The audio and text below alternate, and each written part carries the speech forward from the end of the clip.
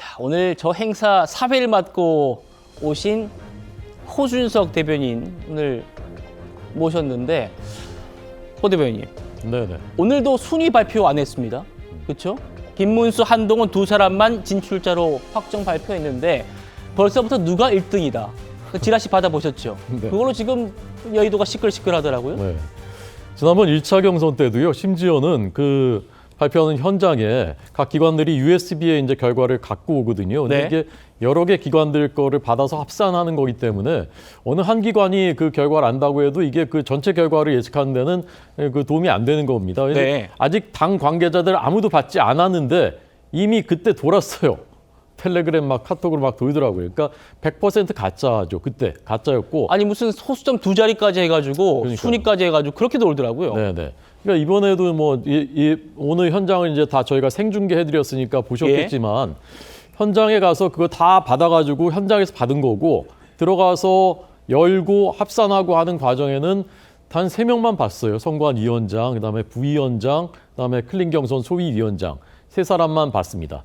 근데 그게 불과 얼마 지나지 않아가지고 막 소수점까지 해가지고 막 돌고 여러 버전으로 막 돌던데 이건 뭐 100% 제가 보기엔 다 이제 가짜들입니다. 이 결과는 진짜 그 모르고요. 저도 모릅니다. 정말 몰라요. 누가 1등인지 2등인지 모르고요. 그게 뭐 잠깐 이제 호기심 또는 뭔가 영향을 미치려고 하는 그런 사람들이 있는지 모르겠습니다만은 결국은 민심이 현명하고 이제 최종 경선 불과 이제 며칠 남지 않았습니다. 지금까지는요. 제가 오늘 느낌 잠깐 말씀드려도 됩니까? 네.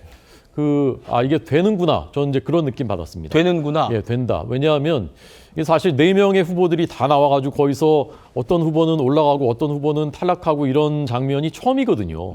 처음 해보는 장면이고 좀 조마조마하고 아슬아슬하게 그 느껴지는 부분도 있었어요. 근데 굉장히 4명의 후보들이 다 흔쾌하게 승복하고 아름답게 이것을 다 받아들이고 나는 원팀이 돼서 승리를 위해서 끝까지 매진하겠다. 이런 그 모습들을 보면서 되게 저는 그 가슴이 좀 이렇게 뭉클한 그런 장면들도 있었고, 이게 이제 되는 집안의 모습이 아닌가. 그래서 이런 한 단계 한 단계들이 다 어려운 과정들이지만 이거를 잘 지금 밟고 올라가고 있구나. 저는 그런 느낌이 들었습니다. 알겠습니다. 국민의힘 대선 경선 후보 김문수, 한동훈 이 두 사람 중에 최종적으로 확정이 됩니다. 오늘 결과 발표 직후에 이 두 사람이 서로를 향해서 덕담을 주고받았습니다. 들어보시죠. 그리고 우리 한동훈 후보께서 이렇게 저와 같이 마지막 경선을 하게 된 것을 매우 저는 감사하게 생각합니다. 미래가 창창하고 앞으로 대한민국을 위해서 우리 한동훈 후보께서 많은 역할을 해주시기를 기대를 합니다. 반드시 대한민국이 다시 위대한 나라가 될 수 있도록 노력하겠습니다.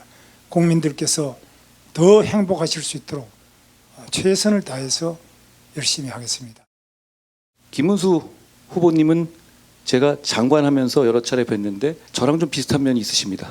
속갯말을 못 감추시더라고요. 저도 그렇습니다. 저희가 생각이 좀 다른 부분이 있을지 모르겠습니다만 서로 솔직하고 애국하고 나라를 지켜야 된다는 마음에서는 똑같습니다. 김문수 후보님과 제가 조금 다르지만 2인 3각으로 하나의 후보로서 이재명에 맞서야 한다고 생각합니다. 앞으로 남은 경선 과정에서 김문수 후보님을 경쟁자가 아니라 동반자로 생각하고 함께 이재명과 싸워 이기는 한 팀이 되겠습니다. 구준환 변호사님, 이 정도 분위기면은 내일 저희 TV조선 토론회에서 보다 품격 있는 토론이 진행될 수 있을 것 같습니다. 어떻게 보십니까? 그렇죠. 그러니까 사실 4강전에서 그 품격에 대한 얘기들이 많이 나왔고 예. 상대방에 대해서 공세를 취하면은 그게 나에게 득점이 된다. 그렇게 연결되면 다 공격 일변도로 하겠지만 또 그게 그렇지 않거든요. 태도의 문제, 인품의 문제, 그릇의 문제 이렇게 받아들이시는 분들이 굉장히 많기 때문에 토론에 있어서는 사실 미국에선 토론할 때 반드시 위트 있는 농담을 섞으려고 노력을 하거나 이제 이런 것들이 굉장히 많거든요. 그런 것들이 결국은 사람의 마음을 얻어야 되는 목적을 달성하는 데 도움이 된다. 그러니까 똑똑한 것도 기반으로 깔고 있어야 되지만 잘난 체하게 보이거나 상대방에 대해서 너무 몰아붙여 보이거나 이럴 수 있으면 또 이제 마이너스가 돼요. 또 선거라는 게 미묘해가지고 우세한 후보한테만 찍고 싶은 표가 가는 게 아니라 또 열세자 효과, 언더독이라 그러잖아요. 그런 것들이 분명히 있거든요. 그러니까 사람은 이성과 감성의 존재이기 때문에 보수의 품격을 지키고 그것을 마음껏 뽐내는 자리가 되고 그래서 더 많은 분들의 마음을 얻는 자리가 되었으면 합니다. 알겠습니다. 내일 밤 10시에 김문수, 한동훈, 김문수 후보의 결승전 1대1 토론회를 중계합니다. 맞짱 토론에서는 김문수 후보가 한동훈 후보를 상대로 콕 지목을 했었죠. 그때도 치열했습니다. 그 장면 만나보시죠.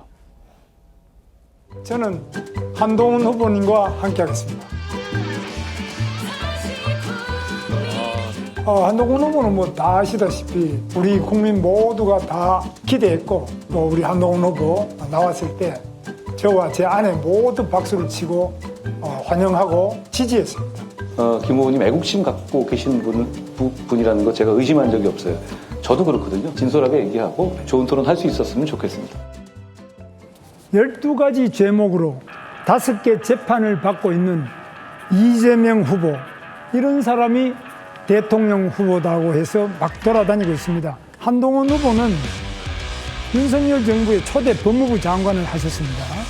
그리고 조선 제1검이라고 하는데 이거 왜 이렇게 되고 있습니까? 이재명 대표에 대해서 체포 동의안을 가결시킨 법무부 장관이 바로 저였다는 말씀도 드리고요. 저는 이 점을 말씀드리고 싶어요. 만약에 김문수 후보가 대통령 후보가 되신다면 어떻게 보면 전과의 숫자로 말씀드리면 오히려 지금 이재명 대표의 확정된 전과 숫자보다 오히려 김 후보님의 숫자가 더 많지 않습니까? 저 유튜브 실시간 댓글에 내일 TV조선 중계 토론 시청률 굉장히 높게 나올 것 같다는 말씀 많이 주고 계시는데 저도 그럴 것 같습니다. 굉장히 기대가 되는데 조현삼 변호사님, 방금 보셨던 저 때요.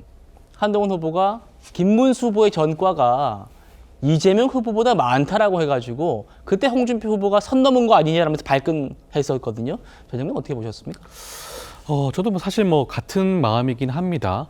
지금 우리 한 후보 입장에서는 충분히 김문수 후보에 대해서 지적을 하거나 질의를 할 사항이 좀 많았을 것 같은데 그럼에도 불구하고 전과 숫자에 대해서 집착을 하는 것이 저는 아마 많은 국민의힘 당원들 입장에서 좀 많이 좀 놀랐을 것 같아요. 사실 김문수 후보가 어느 정도 전과가 있었는지 모르시는 분이 아마 많았을 겁니다. 과거 민주화 운동 과정에서 얻었던 그런 전과들도 있기 때문에 그러한 부분도 함께 참고한다면 구태여 전과 숫자를 발언하는 것이 이번 경선 토론 과정에서 유리한 부분이었을까라는 생각도 들고요. 저는 이번 3차 경선을 통한 이번 경선 토론 과정에서는 굳이 이제 더 이상 네거티브라든가 인신공격성 발언은 더 이상 하지 말고요.